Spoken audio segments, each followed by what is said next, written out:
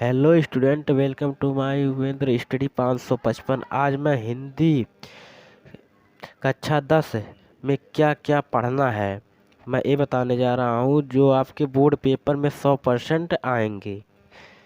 अगर आप ये वीडियो देख लिए तो आपके 90% पक्के हो जाएंगे। तो चलो वीडियो को स्टार्ट करते हैं। पहला नंबर है महत्वपूर्ण रचनाएं एवं उनके लेखक और कवि का नाम। पहले ये पढ़ना है। अगर ये पढ़ ली, याद कर लिए आप लोग, तो आपको ये 5 नंबर कन्फर्म हो जाएंगे।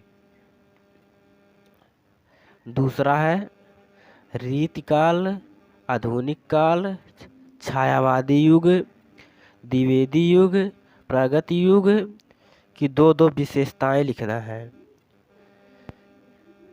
रीतिकाल, आधुनिक काल, छायावादी युग, द्विवेदी युग, प्रागत युग, इनकी दो दो विशेषताएं अगर आपने ये याद कर लिए हैं तो आपके 5 नंबर ये भी फिक्स हो जाएंगे। 2 क्वेश्चन में आपको 10 नंबर मिल जाएंगे। तीसरा है गद्यांश का संदर्भ सहित व्याख्या तथा प्रश्न का उत्तर दीजिए। 2 चैप्टर बताऊंगा। अगर आपने वो 2 चैप्टर पढ़ लिए तो आपको 6 नंबर आपका कंफर्म हो जाएगा। पहला चैप्टर है मित्रता, दूसरा है ममता। ये दोनों आपको एकदम अच्छी तरह से याद कर लेना है। बहुत इम्पोर्टेंट है, वेरी वेरी इम्पोर्टेंट है। अगर आपने ये पढ़ लिए तो ये दोनों आपको अक्सर एकदम कन्फर्म याद करके जाना है। इसमें से 100% आएंगे। चौथे नंबर पे पद्यांश का संदर्भ, प्रसंग, व्याख्या लिखिए। आपको संदर्भ लिखना है। संदर्भ मतलब कवि का नाम और किस पाठ से लिया गया है वो लिखना है। प्रसंग लिखना है और व्याख्या मतलब उस जो दिया रहेगा उसका पूरा अर्थ लिखना है। और किस कौन कौन सा पाठ याद करके जाना है पहले ये जान लो। पद याद करके जाना है, धनुष भंग याद करके जाना है, भक्ति नीति याद करके जाना है, स्वदेश प्रेम याद करके जाना है। अगर आप ये 4 चैप्टर याद कर लिए अच्छी तरह से तो आपको 6 नंबर आपका कंफर्म हो जाएगा। पांचवा हमारा है लेखक तथा कवि का जीवन परिचय। मैं 5 लेखक और कवि का जीवन परिचय बताऊंगा। अगर वो आप लोगों को इनको याद कर लीजिए तो आपको अलग से कोई याद भी नहीं करना होगा, उसी में से सब आएगा। पहले लेखक का जीवन परिचय जान लो। 2 ही लेखक हैं। अगर आप उन दोनों को याद कर लिए आपको बहुत बहुत हेल्प मिल जाएगा इस वीडियो से। तो चलो बताते हैं कौन है। आचार्य रामचंद्र शुक्ल, ये तो वेरी वेरी इम्पोर्टेंट है। ये तो हर साल इनका पूछा जाता है। और जयशंकर प्रसाद, इनका भी बहुत इम्पोर्टेंट है। इनका भी आप अच्छी तरह से याद कर लीजिए। ये दोनों आप लोग याद कर लीजिएगा, बहुत इम्पोर्टेंट है।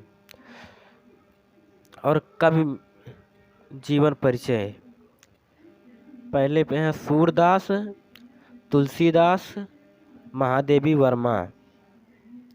इन तीनों को याद कर लीजिएगा, ये वेरी इम्पोर्टेंट है। अगर आप ये दोनों याद कर लिए, 5 जीवन परिचय याद कर लिए, तो आपको 3 नंबर लेखक से, 3 नंबर कवि से आपका पूरा कंफर्म हो जाएगा। छठवा है निम्नलिखित संस्कृत गद्यांश का संदर्भ सहित व्याख्या कीजिए। 3 चैप्टर मैं बताऊंगा। अगर आपने 3 चैप्टर में से याद कर लिए तो आपका गद्यांश और संदर्भ है और व्याख्या आपको तीनों कंफर्म हो जाएंगे। आप तीनों अच्छी तरह से अगर पढ़ लिए भी तो आपको 4 मार्क्स के इस क्वेश्चन से 4 नंबर आपको एकदम कंफर्म हो जाएंगे। इससे कहीं जाएगा नहीं, 4 नंबर आपका कंफर्म हो जाएगा। तो 3 चैप्टर कौन कौन से जान लो। पहला है वाराणसी, दूसरा है भारतीय संस्कृत, तीसरा हमारा क्या है वीर वीरेण पूजते। अगर आपने ये तीनों याद कर लिए हैं तो आपको 4 नंबर कंफर्म हो जाएंगे। ये वेरी इम्पोर्टेंट है, बहुत इम्पोर्टेंट है। 7वां क्या है एक श्लोक लिखिए जो इस प्रश्न पत्र में ना आया हो। ऐसा श्लोक लिखो जो आपके क्वेश्चन पेपर में वो कविता का चर्चा ही ना किया गया हो। अगर आप जो आया अगर आप वो लिख दिए तो आपका 2 नंबर नहीं मिलेगा। 2 श्लोक याद करके जाइएगा।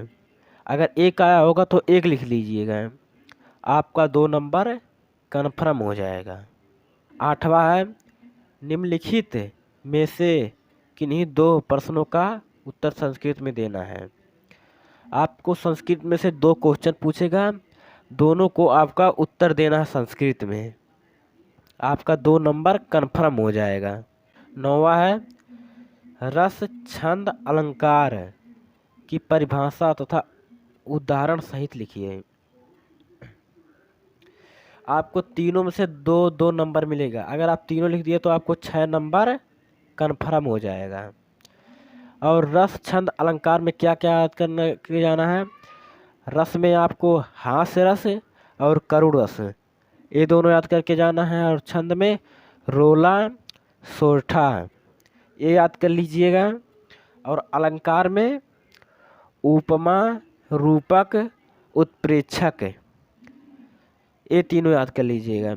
अगर आप लोगों को कमेंट करिए कि मैं इन तीनों पे आपको वीडियो जल्द ही आपके लिए प्रोवाइड करा दूंगा।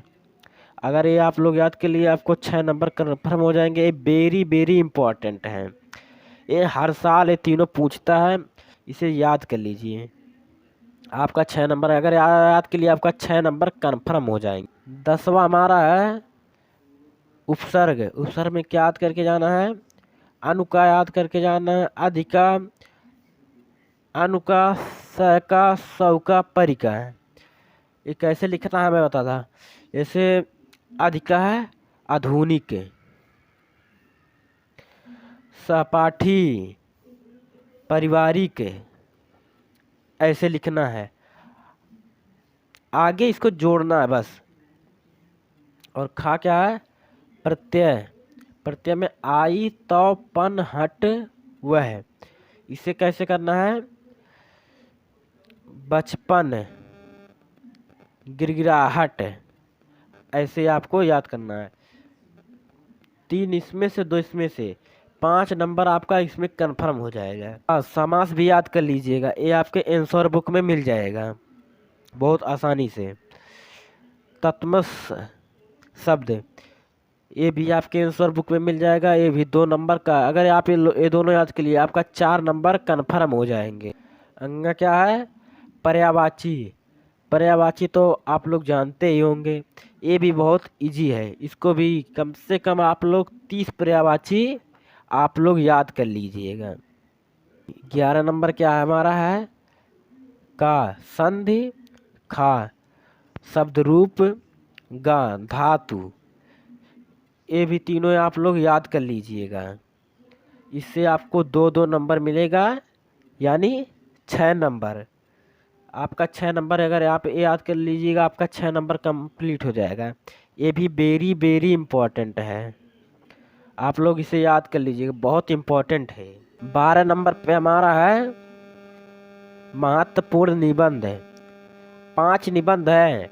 अगर पांचों निबंध में से आपने बढ़िया से इसको रप्पे रिपीट कर लिए तो आपको ये फुल मार्क्स देकर जाएंगे, 6 नंबर आपका ये देकर जाएंगे। तो कौन कौन से हैं आइए जानते हैं। पहले नंबर पे है राष्ट्र प्रेम की भावना। दूसरे पे है प्रदूषण की समस्या। तीसरे पे है बेरोजगारी की समस्या।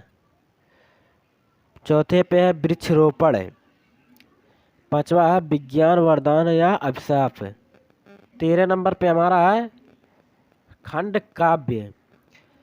अगर आप लोग जितना मैं बताया वो अगर आप लोग याद कर लिए तो आपका 90% आपका पक्का हो जाएगा। तो ऐसे ही टॉपिक के लिए हमारे चैनल को सब्सक्राइब करके साथ में बेल आइकन को ऑल पर सेलेक्ट कर लीजिएगा। चलो मिलते हैं नेक्स्ट वीडियो में। जय हिंद।